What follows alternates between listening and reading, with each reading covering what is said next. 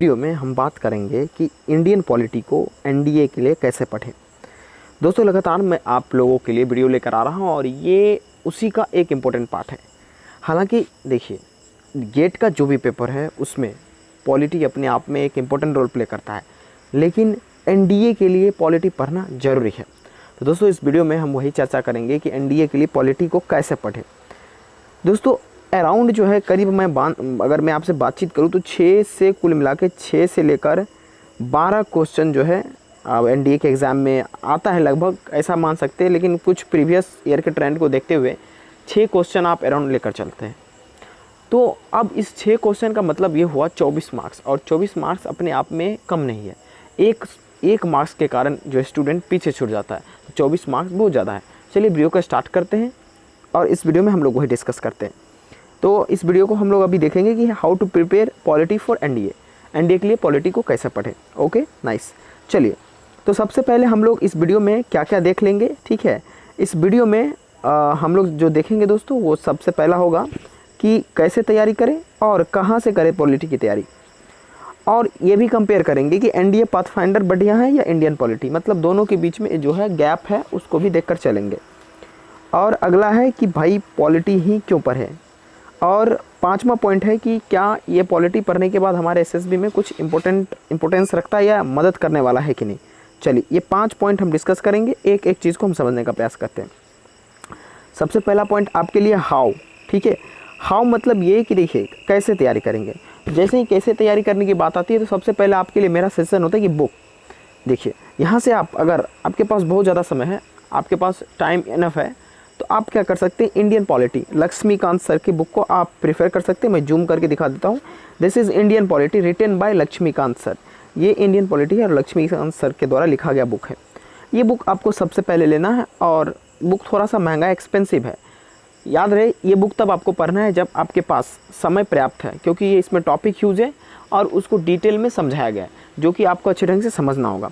चलिए तो सबसे पहले दोस्तों इसमें कौन कौन टॉपिक हमें पढ़ना है। तो दोस्तों ट्रेंड एनालिसिस के हिसाब से अगर आपने ये बुक मान लीजिए खरीद लिया या आपके पास पहले से है, इसमें मैं जो टॉपिक बता रहा हूँ वही पढ़ के आप एग्ज़ाम देने जाइए, आप बेहतर करके आएंगे, ठीक है। चलिए मैंने आपसे पहले डिस्कस कर लिया था कि जो नंबर ऑफ क्वेश्चन होता है डियर स्टूडेंट, वो 6 से 10 क्वेश्चन होता है। और ये भी मैं आपको बताया कि इंडियन पॉलिटी जो है बहुत ही लार्ज बुक है, इसमें आपको सिस्टमेटिक ढंग से पढ़ना होगा। अगर आप सिस्टमेटिक ढंग से नहीं पढ़ेंगे तो आपको नंबर आने के चांसेस बहुत कम हो जाती हैं। चलिए तो दोस्तों सबसे पहले आपको क्या ध्यान देना है, देखिए इस बुक को देखकर आपको पैनिक नहीं होना कि भाई इतना मोटा बुक है, इतना बड़ा सा पेज का बुक है, इसको हम कैसे पढ़ेंगे। दोस्तों इसका सारा पार्ट आपके एग्जाम पॉइंट ऑफ व्यू से इंपॉर्टेंट नहीं है, क्योंकि ये स्पेशली बुक यूपीएससी आईएएस के लिखा गया है, जिसमें आप आईएएस के जो भी एग्ज़ाम कंडक्ट होती है, यानी यूपीएससी जो भी एग्ज़ाम कंडक्ट करती है, खास करके जिसमें पॉलिटी यानी पूछा जाता है, और यूपीएससी के प्री और मेंस पॉइंट ऑफ व्यू से ये बुक लिखा गया है। लेकिन आपको सारा टॉपिक नहीं पढ़ना, आपको मैं कुछ टॉपिक्स में बता रहा हूँ, वही सिलेक्ट करके आपको सबसे पहले स्टार्ट करना है, ठीक है।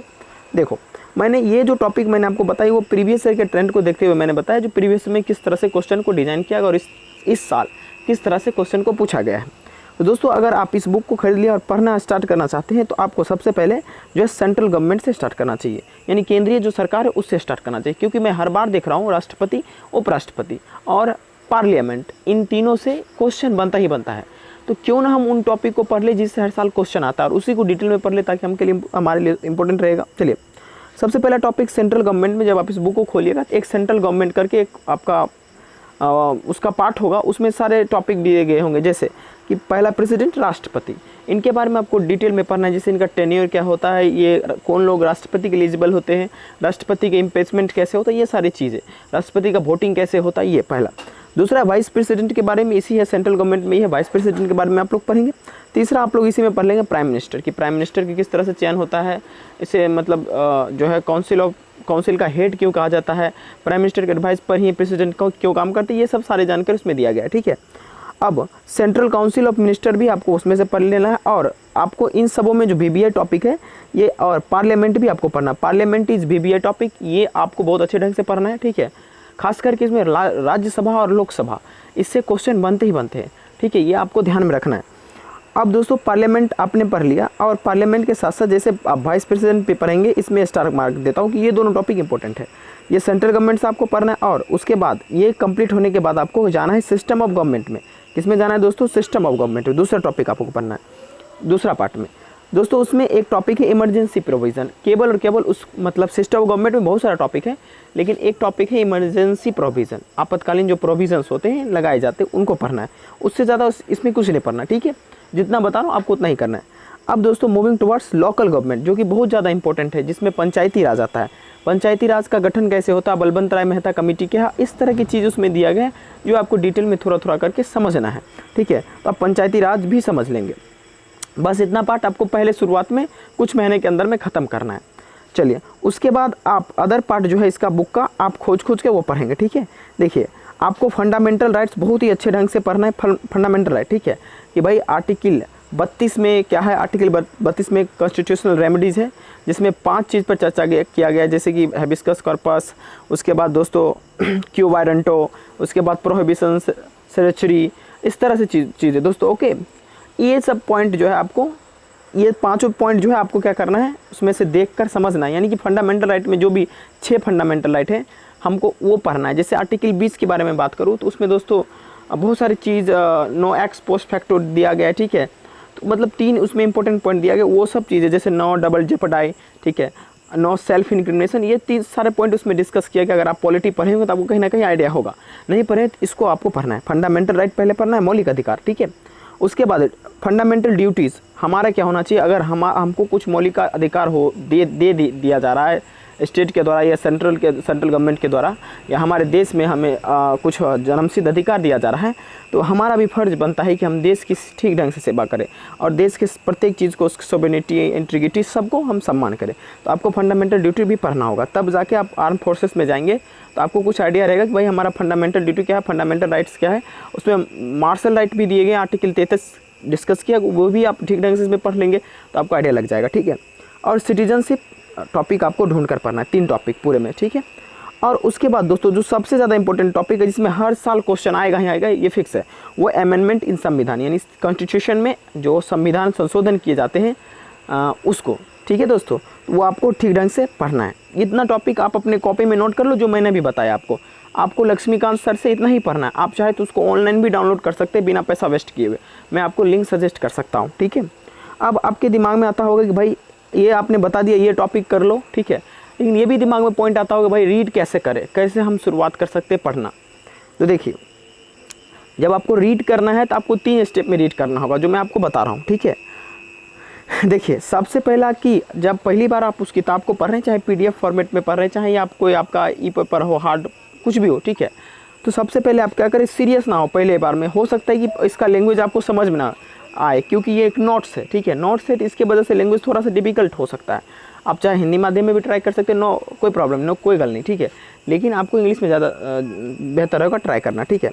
देखिए पहले बार आपको क्या करना है, 3 स्टेप मैं बताऊंगा, 3 से 4 स्टेप में, ठीक है। मेजर इसमें 3 स्टेप है, चौथा स्टेप का उतना मायना नहीं है, ठीक है। सबसे पहले only give reading in first को, पहले गो में आप केवल ऊपर की चीज़ें पढ़े, यहाँ राष्ट्रपति होता है, ये चीज़ें, ठीक है, ओके।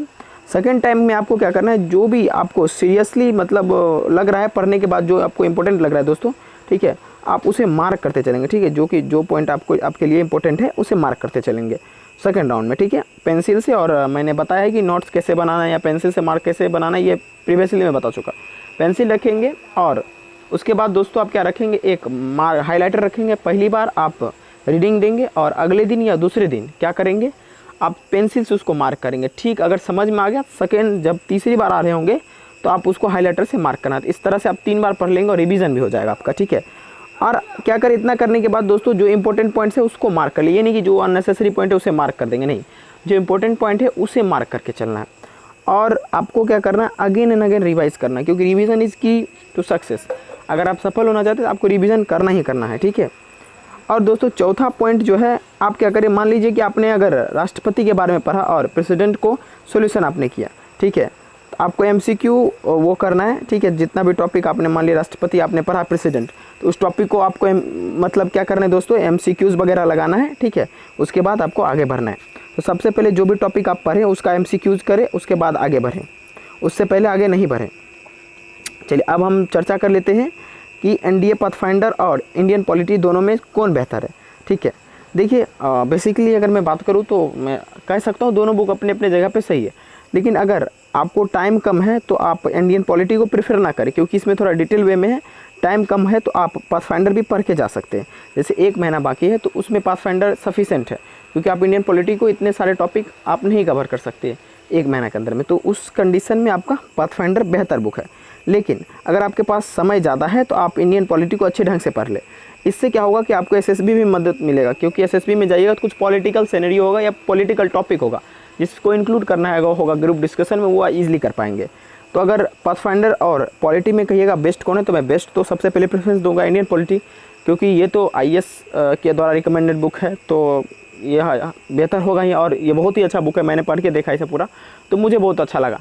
आप लोग को भी लगना चाहिए। अगर आपके पास ज़्यादा समय है तो इसे रीड करें, अगर कम समय है तो पाथफाइंडर भी बेहतर बुक है, इसको रीड कर जा सकते हैं। ठीक है, रीड करके जा सकते हैं, कोई गल नहीं। ठीक है, चलिए, तो मैं कुछ पॉइंट इसमें अभी चर्चा किया था कि भाई दोनों सही है, नो प्रॉब्लम। कम समय है तो इन पाथफाइंडर पढ़ लो, अगर ज़्यादा समय है तो आप इंडियन पॉलिटी पढ़ के चलो। ठीक है, देखिए, लेकिन टाइम कम है तो पाथफाइंडर से करो। ठीक है, मैं अभी चर्चा किया था कि टाइम ज़्यादा नहीं है आपके पास तो पाथफाइंडर को करके चलो। ठीक है, नो प्रॉब्लम। टाइम बहुत है तो इंडियन पॉलिटी करो, इंडियन पॉलिटी पकड़ो, उसको ठीक ढंग से करो। और करने के बाद मैंने जो 3 स्टेप बताए भैया जी, पहले कंसेप्ट, उसके बाद रिवीजन, उसके बाद दोस्तों क्या करना है आपको, MCQs लगाना है, ताकि उससे पता चल पाएगा कि आपने रिवीजन किया तो कितना परसेंटेज आपको याद आया। ठीक है, अब दोस्तों ऐसा बात है कि मतलब कोई भी टॉपिक आप पढ़ लो, ठीक है, उसको रीड करो, अच्छे से हो जाएगा, नो प्रॉब्लम। ठीक है, चलिए, अब आपके दिमाग में एक प्रश्न आता होगा, भैया जी अब ये बता दो कि जो है पॉलिटी क्यों पढ़े। ठीक है, अब अगला प्रश्न उसमें जो है आपको शुरू में मैंने डिस्कस किया था कि पॉलिटी क्यों पढ़े। ठीक है, और टॉपिक पढ़ के हम नहीं कर सकते। देखो, बिल्कुल कर सकते, इस टॉपिक को आप लीव भी कर सकते, कोई बड़ी बात नहीं है। ठीक है, लेकिन आपको पढ़ना ज़रूरी है। चलिए, देखिए, इसको पढ़ने से क्या होगा कि आपको एसएसबी इंटरव्यू में मदद मिलेगा। जब आप रिटन क्लियर करके एसएसबी में जाओगे तो उसमें आपको मदद मिलेगा, और साथ साथ में आपको करंट अफेयर्स पे ज़्यादा पकड़ हो जाएगा। मान लीजिए कि कोई अमेंडमेंट हुआ, कोई अगर बिल ही आ गया राज्यसभा में तो या लोकसभा में, या मान लीजिए डेडलॉक लग गया, तो ये अगर पॉलिटी का आपको ज्ञान होगा तो उसमें अंडरस्टैंडिंग ज़्यादा होगा, और करंट अफेयर्स में अगर उससे क्वेश्चन बनेगा तो आप इजीली कर पाइएगा। ठीक है, तो एसएसबी इंटरव्यू और करंट अफेयर्स के लिए इंडियन पॉलिटी को समझ होना ज़रूरी है। ठीक है, अब आप एक ऑफिसर आप बनेंगे रिटन देकर, ये भगवान करे एसएसबी क्लियर करके आप ऑफिसर बने, तो ऑफिसर बनेंगे तो उस केस में आपको पॉलिटिकल नॉलेज होना चाहिए कि आप मार्शल लॉ में क्या होगा, इमरजेंसी लगेगा तब उस समय सिचुएशन किस तरह का होगा, ये सब जानकारी आपको होना चाहिए। राष्ट्रपति का मुख्य काम क्या है, प्रधानमंत्री का मुख्य काम क्या है, हमारे यूपीएससी का मुख्य काम क्या है, इस सब चीज़ का जानकारी एक एनडीए के छात्र के लिए अनिवार्य है। और दोस्तों, जब आप ग्रुप डिस्कशन कर रहे होंगे एसएसबी इंटरव्यू में, उसमें आपको जो पॉलिटिकल चीज़ें हैं उसे इंक्लूड करने में अच्छा रहेगा। जैसे कहीं पर ऐसा टॉपिक आ गया जिसमें आप कॉन्स्टिट्यूशनल रेमेडीज़ के बारे में बात करें, किसी का मतलब जो उसका फंडामेंटल राइट है वो वैंडलाइज हो गया या कोई उसे ब्रीच कर दिया, उसको परेशान किया, तो उस डायरेक्ट सुप्रीम कोर्ट जा सकता है। ठीक है, तो ये सब चीज़ें आपको अगर पता होगा तो उसको इंक्लूड कर सकते हैं। दोस्तों, ये सारा चीज़ जानकारी जो है आपको बिल्कुल ध्यान में रखना है। ठीक है, तो ये दोस्तों समरी यही है कि इंडियन पॉलिटी अगर ज़्यादा समय है तो आप इंडियन पॉलिटी लक्ष्मीकांत को लेकर चले, अगर कम समय तो पाथफाइंडर को पढ़ें। दोस्तों, अगर ये वीडियो आपको हेल्पफुल लगा तो आप कमेंट में बता सकते हैं कि हेल्पफुल था ये वीडियो। अगर आपको लग रहा है कि मैं एक सेपरेट वीडियो बनाऊं कि पाथफाइंडर से इंडियन पॉलिटी को कैसे पढ़ें, तो उसके लिए कमेंट कर सकते हैं। जय हिंद दोस्तों, शुभ रात्रि।